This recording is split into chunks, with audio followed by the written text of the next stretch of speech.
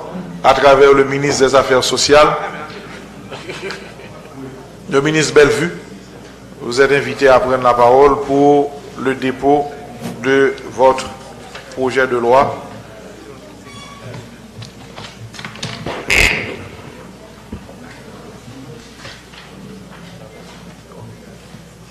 Monsieur le Président du Sénat, honorables parlementaires, sous l'autorité du Président de la République, son Excellence Jovenel Moïse, et de Monsieur Jacques Lafontaine, je dois vous faire ici le dépôt de deux projets de loi, un relatif à l'organisation du travail et l'autre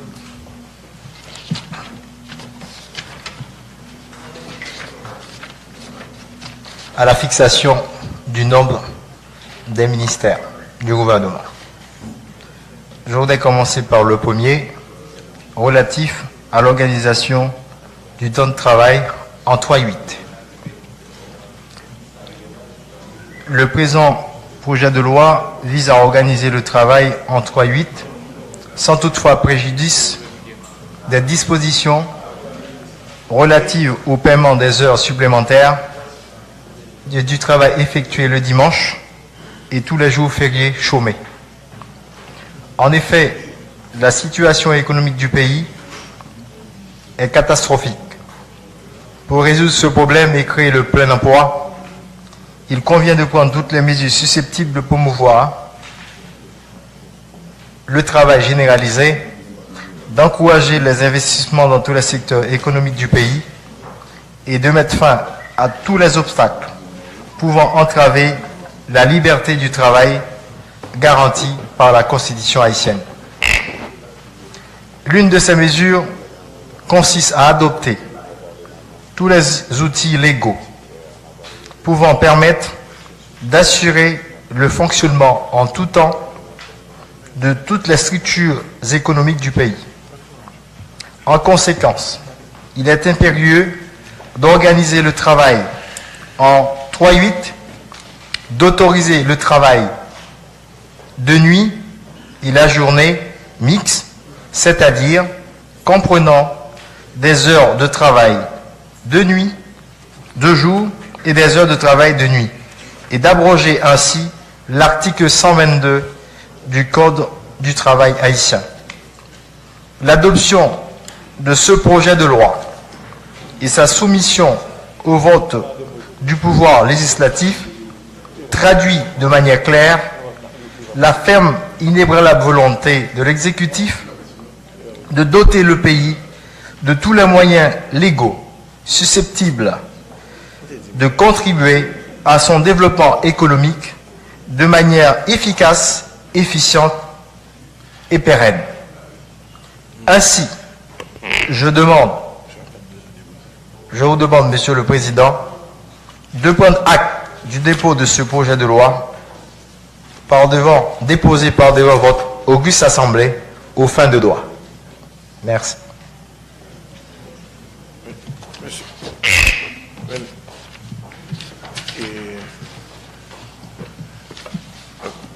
Monsieur le ministre, concernant ce projet de loi, nous avons déjà une proposition de loi en la matière, déposée par le sénateur Larèche et soutenue par la Commission des affaires sociales.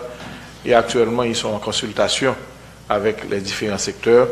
Donc, de peur de ne pas justement avoir une irrecevabilité, je crois que simplement on aura à passer au deuxième projet, si vous avez le deuxième.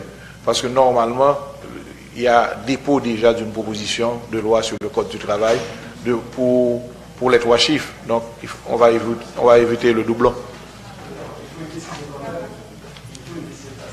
Oui, ce sera une irrecevabilité. Oui. Non, ou bien il peut enlever même. Il peut retirer ça. Il peut retirer même avant de faire le dépôt au bureau. Parce que sinon, ça va être déclaré recevable. Puisqu'on a déjà, par élégance, on a déjà cette proposition. Sénateur Jacinthe. Président, on comprend préoccupation certains membres de l'Assemblée. Moins quelque part d'accord avec, mais est-ce que l'IA pas capable ou pas capable de lieu, par contre, qui terme nous allons l'employer pour une consultation des deux? Oui, et le ministre... Pourquoi? Allez. Justement, les sénateurs Larèche, justement, ils vont prendre rendez-vous avec le ministre. Ok. Et concernant leur proposition. Mais comme on a déjà reçu cette proposition, ça a été accepté par l'Assemblée, donc le ministre pourra travailler avec la commission, mais on ne pourra pas avoir les deux. Très bien, Monsieur le Président. Merci.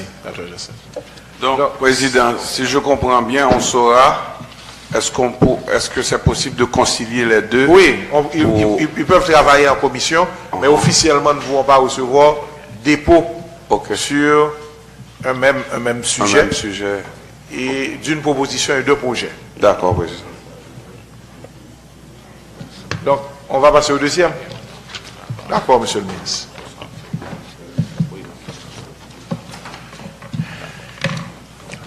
Le deuxième projet de loi concerne la fixation du nombre des ministères. Comme je viens de le dire, sous l'autorité du président de la République et du Premier ministre, j'ai l'honneur de présenter ce projet de loi et le soumettre à votre attention. En effet, ce projet de loi vise à fixer le nombre des ministères composant le gouvernement de la République, conformément à l'article 167 de la Constitution. En effet, le développement économique et social du pays nécessite des changements majeurs au sein des institutions de la République. Aujourd'hui, il est impérieux de doter le pays d'institutions adéquates, efficaces, en vue de promouvoir son développement, de renforcer les acquis démocratiques et de créer toutes les conditions susceptibles de faciliter la réalisation du programme gouvernemental dont attend la nation de l'équipe gouvernementale. Il convient en conséquence de permettre au Premier ministre de proposer la dénomination des ministères, sauf pour ceux prévus par la Constitution et susceptibles de contribuer à la réalisation du programme gouvernemental. Selon ce projet de loi, le nombre des ministères constituant le gouvernement de la République ne peut être supérieur à 18. Le Premier ministre propose la dénomination des ministères au moment de sa déclaration de politique générale devant le Parlement, sauf pour ceux prévus par la Constitution. Au cas où la proposition de la nouvelle dénomination intervient après la ratification de l'énoncé de la politique générale, le Premier ministre informe les bureaux du Sénat et de la Chambre des députés de la décision du Conseil des ministres de modifier la dénomination des ministères.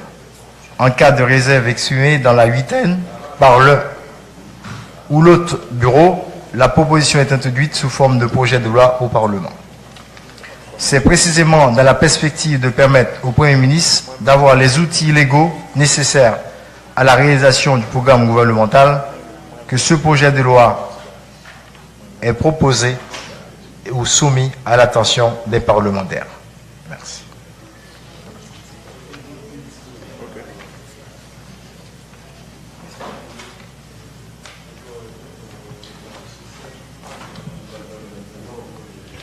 Oui, Monsieur le ministre, continuez. Continuez, vous terminez et puis après on va faire le débat. Donc ce projet de loi vise à donner au gouvernement la possibilité de répondre à un ensemble de problèmes qui concernent la nation. Donc à partir de ce moment, il a pris la décision d'augmenter le nombre des ministères à 18, à défaut de 17.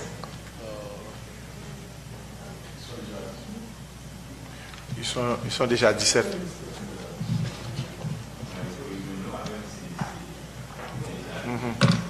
Donc, vous faites l'exposé et vous faites le dépôt, monsieur le ministre. Est-ce que vous avez terminé? Oui, j'ai terminé. Ah bien, venez faire le dépôt et puis nous allons mettre ça en discussion. Venez donc.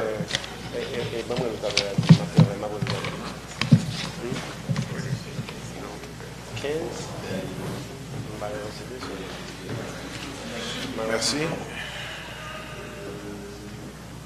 Merci. Le bureau vous donne acte du dépôt de ce projet de loi fixant le nombre des ministères à 17. À 18. Ah oui, à 18. Président. Excusez, à 18. Oui, président. Ah oui. Une minute. Oui, fixant le nombre des ministères à 18. Voilà. Donc, selon nos règlements, nous allons mettre en discussion le principe de recevabilité. Sénateur, Sur la recevabilité, président, merci de nous avoir accordé la parole. Donc, je voudrais avoir des informations sur l'appellation de ces ministères-là, les dénominations de ces ministères. Très bien. Et ce n'est pas clair pour nous, puisque le gouvernement envisage de porter amendement à la loi d'octobre 2006 en vue de répondre à certains besoins de la société. Je voudrais bien être informé des dénominations de ces ministères. Monsieur le ministre, vous avez la parole.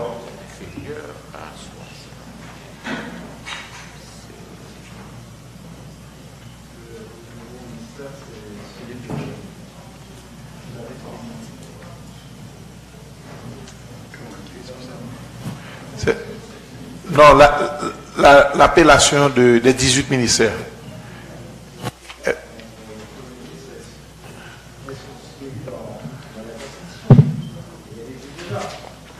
L'appellation des ministères, pas dans la Constitution.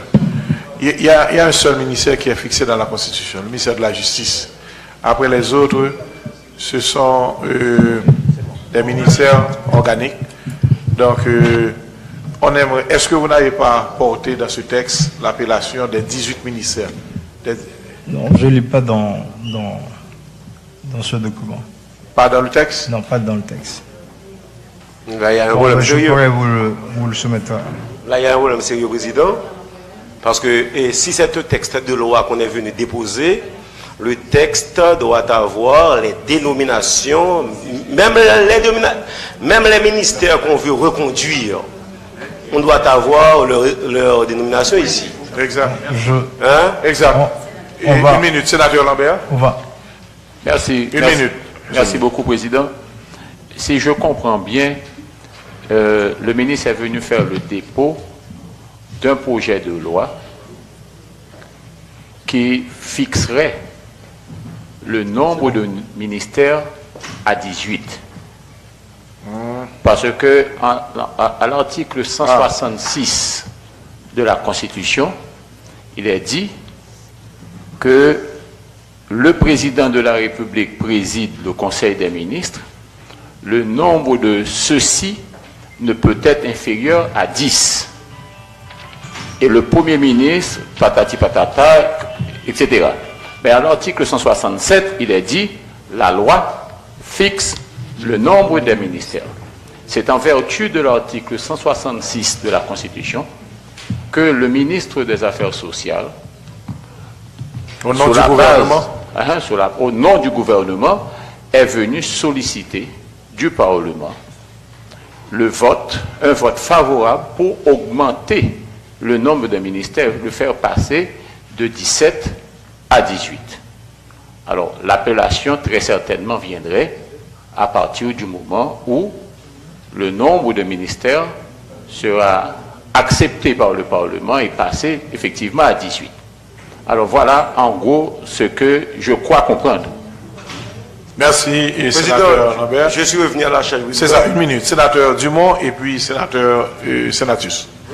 Autant que ma mémoire puisse m'être fidèle, je peux me rappeler qu'au moment où Jocelyn Privert allait être président, en tout cas a été installé comme président, on avait l'intention de construire un cabinet ministériel sans ministère de la jeunesse et des sports. Cela a provoqué un véritable tohu-bohu au sein du Parlement et particulièrement de la Chambre des députés. Un certain nombre de parlementaires se sont élevés contre l'absence du ministère de la Jeunesse et des Sports et c'était même une condition, la condition sine qua non pour que le Parlement reçoive ce gouvernement. Alors, est-ce que la satisfaction obtenue par les parlementaires sur cette question pourrait-elle relever d'une simple pression, de l'effet d'une simple pression, ou cela ne relève-t-il pas du fait qu'il y a un texte qui a obligé qu'on soit à 18 et non pas à 13 ou 14 tel que le projet a été présenté par le président et le Premier ministre?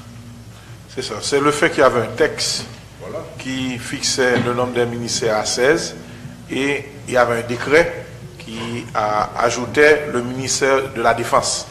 Donc c'était à 17 et les députés avaient demandé de respecter ce texte puisque dans les 16 ministères était inclus le ministère de la Jeunesse et des Sports. Maintenant, ce projet, je vois dans l'article 1, c'est la sénature, ça dit que le nombre des ministères ne peut être supérieur à 18.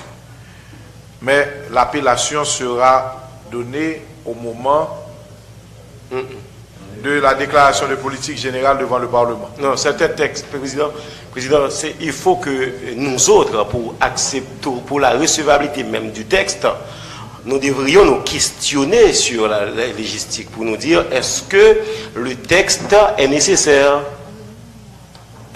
Parce qu'on vient à peine de ratifier un gouvernement dans lequel il y a 18 ministères. Mercredi dernier, les 18 ministres étaient présents ici, dans la salle. Et j'ai sous mes yeux là la liste des ministres du gouvernement Lafontaine. C'est à 18. À 18. Maintenant, s'il y a une nécessité qu'on augmente, alors le Premier ministre nous avait déjà dit, et bien avant même sa ratification, alors le président Jovenel, qu'il allait remanier les dénominations des ministères, justement pour lui permettre de répondre à certains besoins de la population. Si c'est ça, nous n'avons aucun problème. Cependant, le texte, ça cause problème. Par exemple, pour moi, je tiens à ce que je vois à l'article 1 les dénominations. Ça me permettrait de comprendre est-ce que la dénomination répond aux vœux de la Constitution sur laquelle j'ai prêté serment. Est-ce que ça va permettre aussi à l'État de répondre à par une certaine politique publique en la matière ou visant le secteur donné.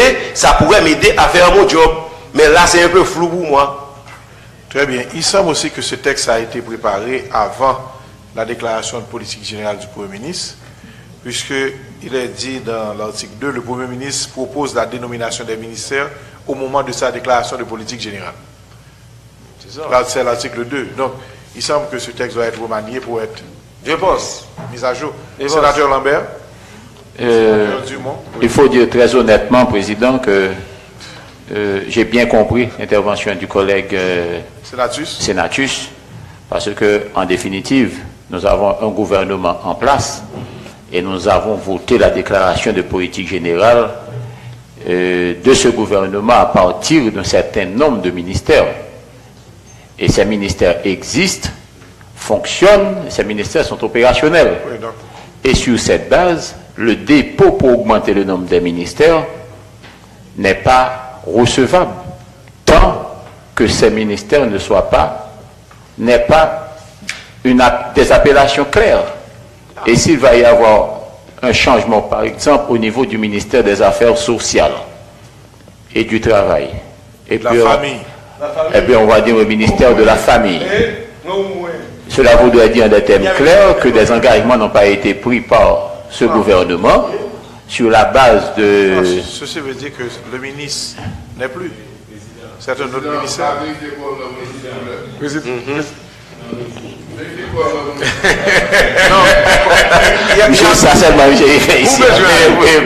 Il n'y a pas de vote maintenant. C'est un débat classique. Oui, président. Sénateur Dumont. Non, il n'y a pas de séance formelle là. Parce qu'on ne va pas passer au vote. Sénateur Dumont. Et pour conclure, président. Une minute. Et pour conclure, président. On va revenir, sénateur Chabi. Le dépôt n'est effectivement pas recevable sans l'appellation des ministères. Très bien. Sénateur Dumont, c'est la même chose? Oui, c'est la même chose. Gon une chance pour nous pas recevoir. Très bien. Et monsieur le ministre. Oui, bon, je pense que bon, c'est important d'apporter un élément de clarification. Il ne s'agit pas d'ajout de ministère. Simplement, il y a eu au début, je dirais, du processus de ratification du Premier ministre, un débat sur le nombre de ministères. On n'a pas voulu que ça dépasse normalement 17. Donc, comme il y a 18 ministères, donc il faudrait qu'il y ait quand même un projet de loi qui confirme ou qui légitime le nombre de ministères qui composent le gouvernement actuel. Je pense que tous les débats... apporter les noms. Ben, oui, on va les apporter. Oui. Très bien.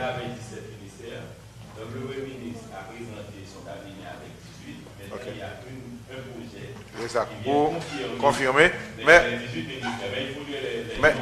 il faut ajouter les noms. Bon, on va les ajouter tout de suite. Donc demain, on peut apporter ces ajouts. Voilà.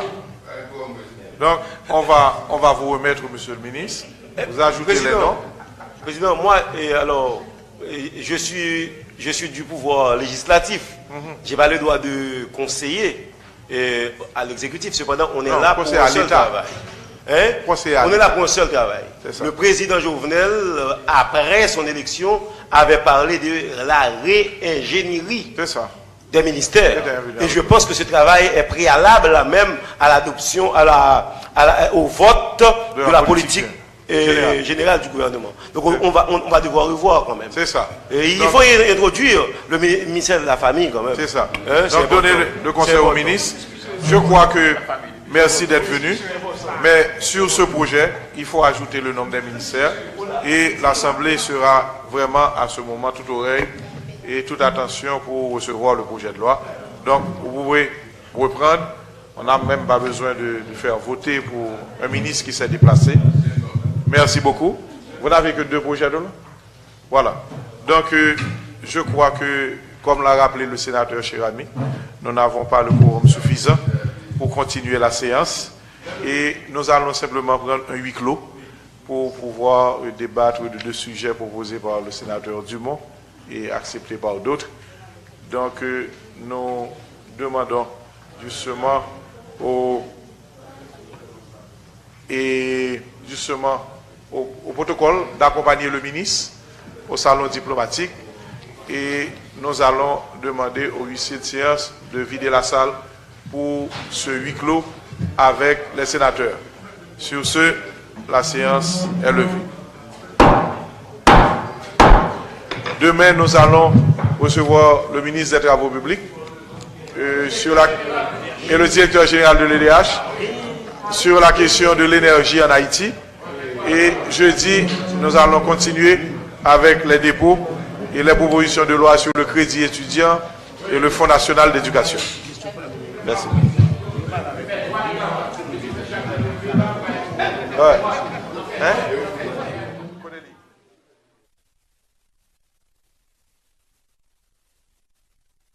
Pour faire ça, Zach ça, il n'est pas arrivé fait. Pour qui raison? C'est parce que nous pas qu'à mettre prix sur une vie. La vie n'est pas un prix. Maintenant, dans l'échange de gain avec un journaliste, nous t'avons posé problème, question sécurité, me dit, mais écoutez, on prend un crime, on prend un cas de figure comme ça. Quoi, cas Jean-Léopold Dominique, avec toute excuse nous gagnons pour parents journalistes là. Mais si on l'État est au courant que bon crime comme ça que tu n'as pas le fait, est-ce que nous n'avons pas cherché qu'on ait s'il a coûté 1 milliard, 2 milliards, 3 milliards de gouttes pour nous empêcher le fait? L'embran, on monde célèbre. Mais que dire? de ti Marie, ti Pierre, ti Jacques, si il y a bon genre d'information, que il y a des menaces certaines sur la sécurité, bref, des menaces sur la sécurité nationale, nous dit que l'État doit prendre toute disposition. Si c'est 100 millions nécessaires, l'État fait pour le bail. Si c'est 1 milliard là, l'État fait pour le bail. Si c'est 10 milliards, l'État fait pour le bail, parce que l'État a pour obligation pour protéger chaque citoyen, haïtien comme étranger, qui vivent sur 27 500 km ça. Vous tournez sur la question de 100 millions de gouttes là, qui nécessite qu'il y ait pour un demande comme ça, si, comme nous, le langage qui gagne dans l'entourage président de nos jours, voulait que le président pas menacer, la vie du président va menacer. Si la vie du président va menacer, pour qui ça demande 100 millions de gouttes ça? Je crois qu'au niveau du ministère de l'Intérieur, Jean-Michel Dillan, l'autorité maîtrise mieux un ensemble de paramètres et d'informations et de données qui est capable de justifier demande ça, sollicitation ça. Et on a toujours précisé que, même idéalement, par rapport au contexte actuel, c'est montant qui est nécessaire pour faire face à sa gain éventuellement comme situation de menace et autres. Je ne sais pas, puisque moi, pas fait partie de cellules qui réfléchissent sur question de sécurité, mais il faut que nous prenions un contexte de sollicitation. Et c'est au ministère des Finances, en fonction des disponibilités également, pour voir comment il est capable d'intervenir. Et n'a pas rappelé, m'a précisé encore une fois, ce n'est pas 100 millions de gouttes pour assurer la sécurité président de la République. C'est 100 millions de gouttes pour assurer la sécurité au niveau national. Car quel que soit côté, gagner un incident, jeudi qui arrive, côté que la vie, yon haïtien, sous territoire noir, est en danger ou bien en péril, il relever donc question de sécurité. Et ça, c'est responsabilité autorité pour intervenir dans le niveau ça.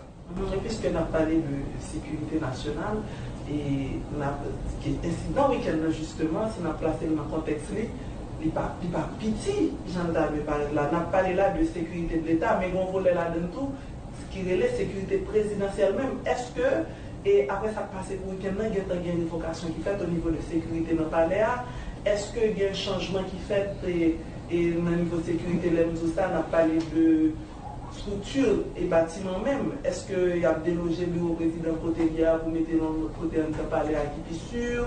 Est-ce qu'il y a une révocation qui a fait au niveau de sécurité rapproché ou bien membre et USGPN qui dans la courant? Quel changement ça a provoqué? Et je suis capable de répondre qu'au niveau de la sécurité présidentielle, ça passe pas prendre à la légère du tout. Mais de là à provoquer une véritable situation de panique au niveau de la présidence, ce n'est pas le cas. Ce n'est pas le cas au moment où nous parlons. Certes, ce sont situations qui méritaient pour le traiter avec la plus grande rigueur, chercher qu'on est responsable, responsabilité, fixer, et puis prendre disposition qui est nécessaire. Mais de là aussi à dire que la vie du président est exposée, non. Nous pas quoi comme ça. Et souci constant, permanent, ça, responsable sécurité président, yo suffisamment conscient de lui-même. Et Mabdou, même s'il y a des aspects de la sécurité, nous ne pouvons pas jamais rentrer là-dedans, bien évidemment, parce que tout simplement nous parlons de sécurité, nous ne sommes pas capables de débattre nos émissions de télévision, nous ne sommes pas capables de débattre sur la place publique. Mais Mabdou, que c'est des professionnels qui ont même pleinement conscients de responsabilité. Et incidents week-end sont occasions que vous en plus pour vous resserrer les rangs et essayer de combattre brèche.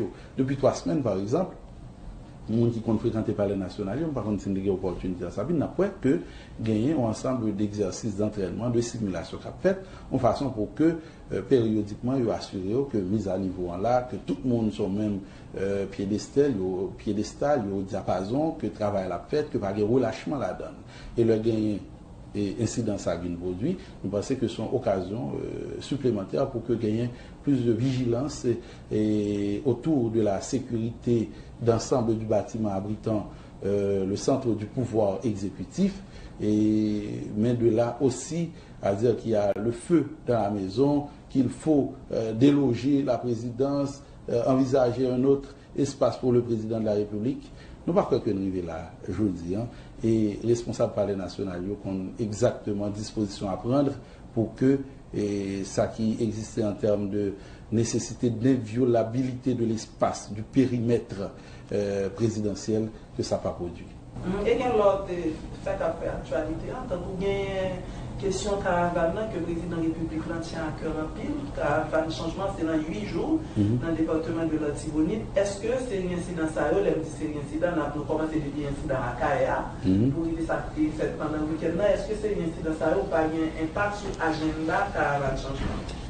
Non, aucun impact. Et pas le moindrement sous référé à ce qui passé par les nationales ou bien ce qui est passé à Kaye. Non, président Jovenel Moïse, son monde qui trop quoi dans la nécessité je dis pour nous aller vers caravane changement pour le quitter deux incidents ça ont quelconque impact sur lui. Non, aucun impact.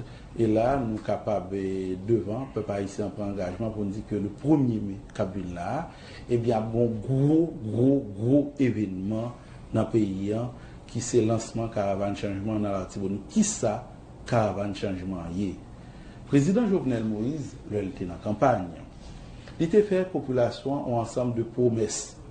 Une parmi toutes les promesses, il te dit, si nous votons mon président, expérience que je gagne dans les affaires la terre, agriculture, fait me comprendre aujourd'hui, plus gros richesse nous gagnons, c'est richesse naturelle, ça tout à disposition. C'est terre, nous gagnons déjà.